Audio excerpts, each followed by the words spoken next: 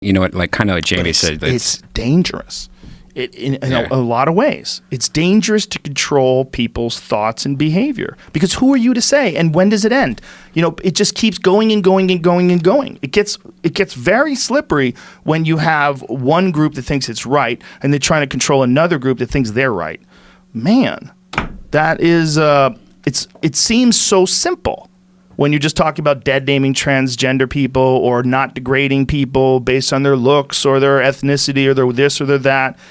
But what you're doing is you're trying to dictate how humans communicate with each other, and people don't like it when you tell them what to do. The problem with telling people what to do is they want to do the exact opposite. This is one of the first things you realize when you have kids. You're like, oh, they don't want to listen to me.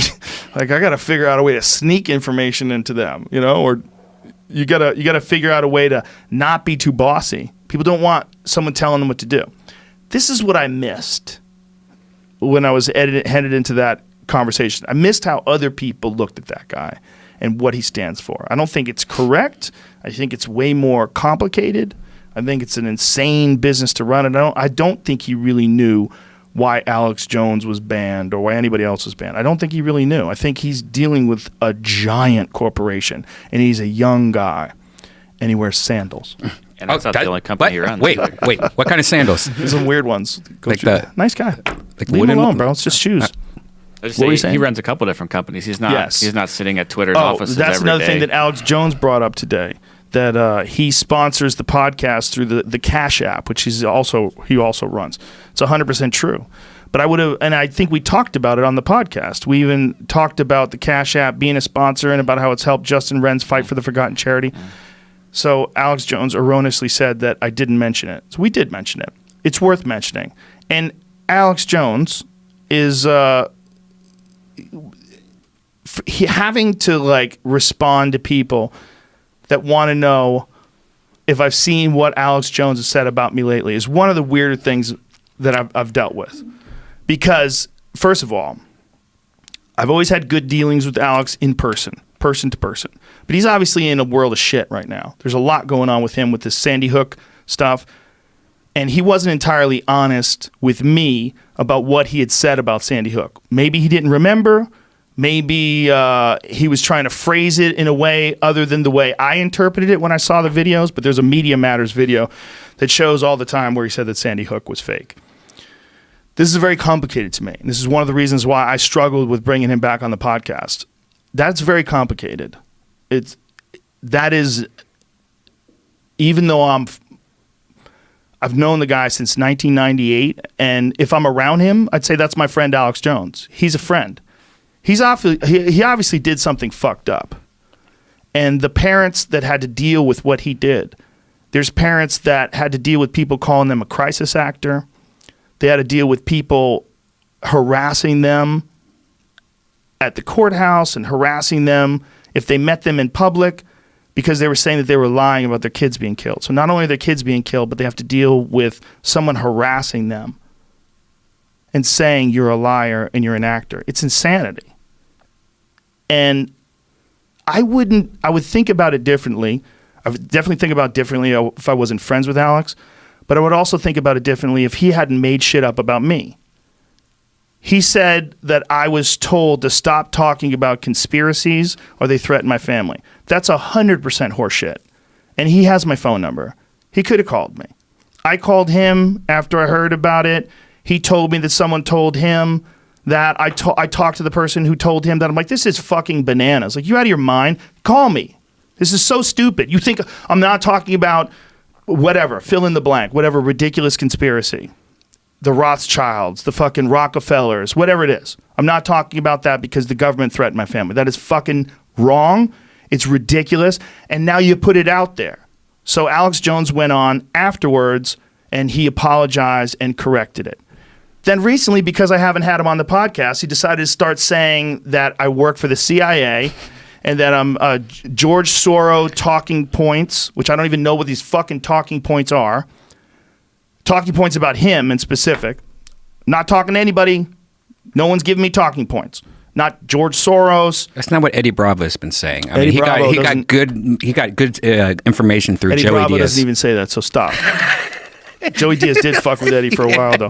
But the point being The point being, Alex, if you're out there, I still like you as a person. If I saw you, I'd still give you a hug.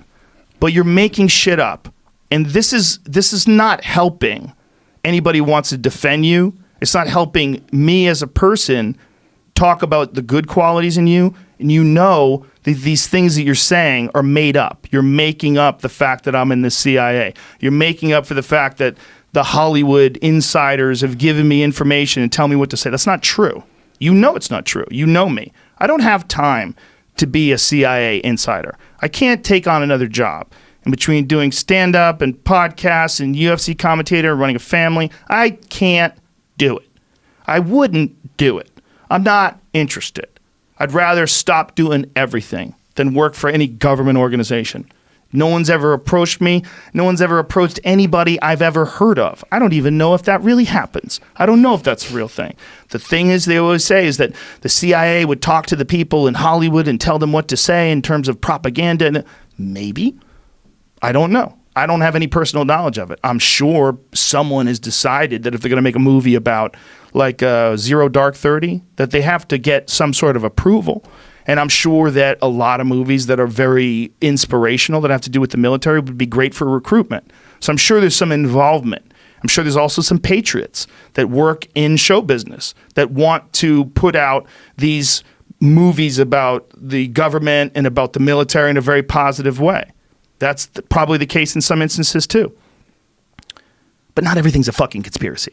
And this is why it's stupid. And why it's stupid is some things are a fucking conspiracy. And Alex Jones has talked about some things that were real conspiracies. That 9/11 documentary, The Road to Tyranny, details the World Trade Organization protest where they sent in these agent provocateurs, which are essentially soldiers. They send in soldiers and military people dressed up in all black and cover their face, and they smash windows and tip over things, and they take a peaceful protest and they turn it violent so then the police can move in and shut down the protest. And then not only did they do that, but they made a no protest zone in the United States of America. A no protest zone. Was it the United States of America? It wasn't Vancouver, was it? It was Seattle. I thought it was Vancouver. No, I think it's Seattle. World Trade Organization protests. You're talking about with the boots and they all had the same shoes? Yeah, that shit. But Alex detailed this in detail, and it was real. When he makes things up, like there was one recently the David Pakman show had on about Alex talking about people eating babies' pituitary glands and scattered vandalism in downtown Seattle. Yeah, it was Seattle. So they enforced a no protest zone. That was in 2009, in 1999 rather. Was it 99? Yeah. December 1st, 1999. October 27, 2009 was the article. Yeah, Alex did that. That was real. That was legit.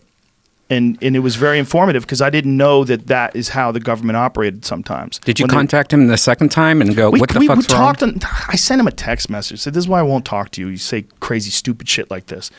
But I don't hate the guy. He'll scream and yell and call me a demon. He's not in a good place. You're not in a good place when you're defending against that. And what all these other conspiracies, like it's all fun and games until you're talking about people's kids getting murdered. And then all of a sudden people are like, fuck you. And that's basically what happened with him. If he was just ranting about government conspiracies or, who shot this guy or who's stealing money from here, some of what he talks about is beneficial. But Alex is not. I don't think he's in a good place. I don't think he's in a good place mentally, and I don't think he's in a good place in terms of his situation with the law. I don't hate you, Alex Jones. If you listen to this, if I saw you, I'd still give you a hug. I'll still even do your fucking show when I come to Austin. I don't care. We can come and hang out, but just stop making shit up. It's silly. And I'm sorry if there's bad stuff between us. I'm more sorry of what you said about those kids. I'm sorry about everything. It's unfortunate. It's all terrible. Now, something like that. What's the road to redemption for someone like that? Because the thing about people is, and I think this is also what's going on with Alex. People need a road to redemption. Like if someone fucks up horribly and does something terrible, should that be the end of them? This idea that we don't need them anymore, no matter who it is. I mean, what does a person have to do to grow and learn, and for people just to accept them again, and let them onto all platforms again? What does a person have to do?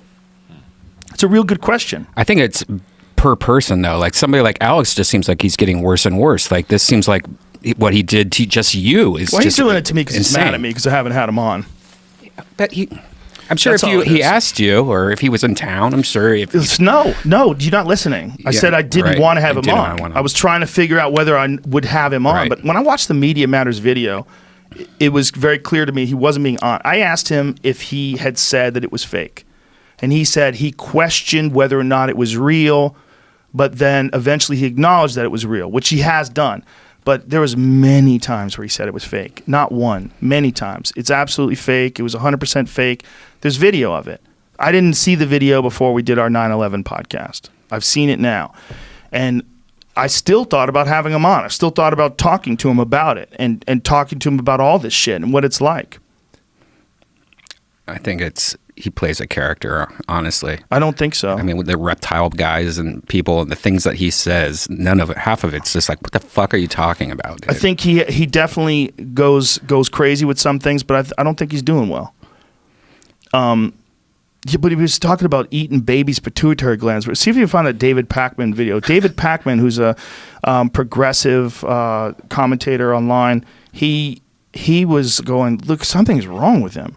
Like, he's playing this video. Like, what? He's talking about them breaking into morgues. What is happening to Alex Jones? Yeah, see if you can find the part on the video where Alex is talking. It's early on. It sounds like schizophrenia. It sounds like any episode of Live PD or Cops, and people are talking like, I saw aliens upstairs in my house. Like the other guy, Owen Benjamin. Look at him. See, play this real quick. It's all in plain view to these people. They're just putting it in our face, and they want a system where we can't do anything to stop them. That's like Bill Maher. The name of his production company is Kid Love, which is his NAMBLA slogan, basically. Then he makes jokes about having sex with kids all the time, and says it's okay to have sex with kids that have sex with 35-year-olds when they're 12. Just incredibly outrageous, evil, pathetic stuff of these soulless demons like Bill Maher. But Josh was saying he had a theory dealing with what walnut sauce is. And are you going to say it's the pituitary gland? Because they confirmed that Jimmy Savile and others would torture little kids to death, but if they couldn't get regular ones to kill, their favorite thing was to grab a kid and run over them with a car so they could say, oh, there's a police report, they got run over. But they would hurry to the morgue, and they work with different government-controlled morgues and eat the pituitary gland as quickly as possible and get high off of it. So, yes. Yeah. Okay. Okay. That's pretty cool. Yeah. That's, first of all, Bill Maher's not a fucking pedophile. This is crazy. This is like a weird rambling, and this is not Alex that I knew from 1998. It's just not. It's not the same guy.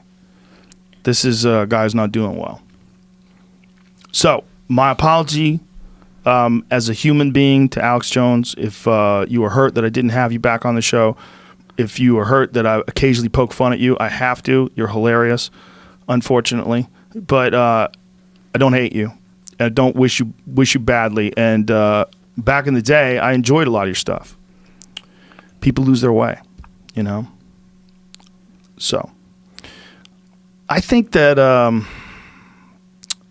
it's a real bad feeling being stuck on the outside, too. When they all band together and kick you out.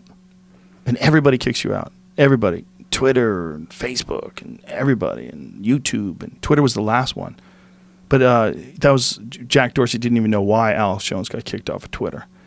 And people were like, well, let him back in then. Like, yeah, but somebody knows. Yeah. I don't think Jack Dorsey is really the guy who's looking at each individual person that gets banned. I just have a feeling that stuff is compartmentalized, right? Don't you think there's a bunch of people? 67 million monthly active users on there. Right, but how many people are responsible for banning people and real high-profile people, though? I don't know. I'm sure there's a whole, maybe 12 people. They have to have a meeting. Then they, maybe they talk to Jack. Maybe they don't. Maybe it's a position. I don't know. Right? Maybe he doesn't. We don't know. I'll ask that for sure. But maybe he didn't know when people got banned until he maybe got a company memo. Maybe he wasn't involved in the course. Maybe. I don't know. Maybe he's the one who called him up and said, get rid of this motherfucker. That's possible too.